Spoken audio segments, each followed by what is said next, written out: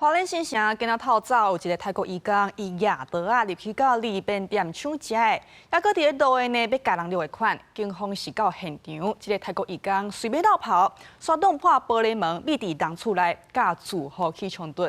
這個厝主啊，一口罩3個人，抑擱有4個警察，攏總7個人來吊傷。這個泰國移工呢有抓到是先介護就醫，刷落的按照殺人未遂等罪嫌，移送法辦。警方規個家包圍，不過查甫人一直抵抗，嘛捡物件伫等員警，佫舉水果刀啊威脅，徛佇車道甲警方對決，佫趁機會逃走。放下！有人將玻璃門弄破，走入去理髮廳裡，警方對去圍抓，手提盾牌更插，用鹽鹼水電擊槍做伙加壓制。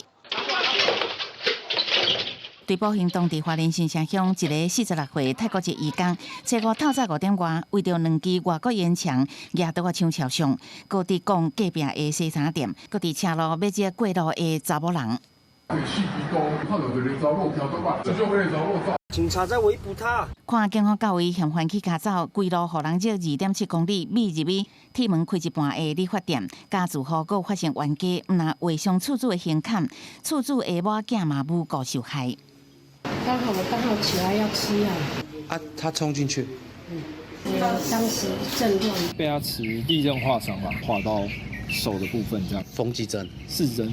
毋若厝主一家伙啊，3個人受傷，啊，佫有4個警察嘛佇圍獵過程，有人大康細利，其中有人手指頭啊劃傷，有人予伊用物件摃到頭，有人刺傷弄到，全案造成7個人受傷。